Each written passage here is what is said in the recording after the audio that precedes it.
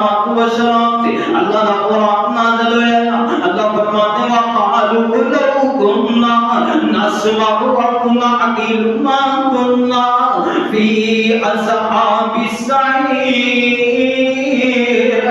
بڑیاں بڑیاں نیکیاں لے کر کے آن گے لیکن جہنم دے اندر چلے جان گے.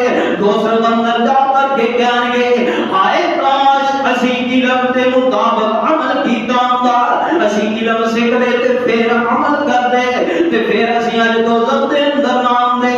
نبی پاک فرماتے ہیں من یرید اللہ بہ خیرا یفقہہ فی الدین.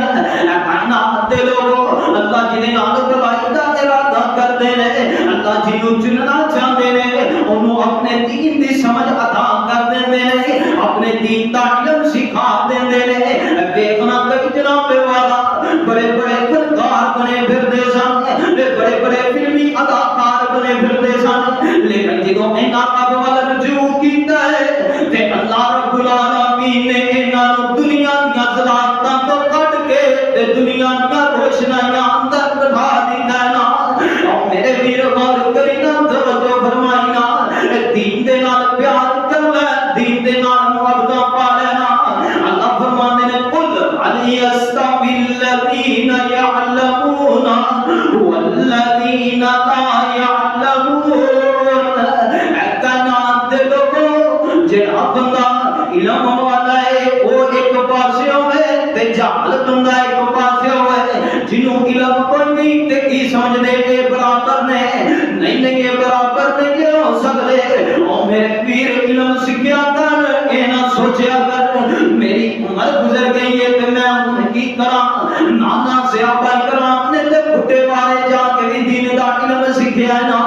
او میں قربان جاواں نبی پاک دے صحابہ تے جے کوئی 60 سال دا ایمان لے کر کے آیا ہے تے وہ بھی جناب دین دی طرف رکھدا ہویا علم حاصل کرنے واسطے آ گیا ہے.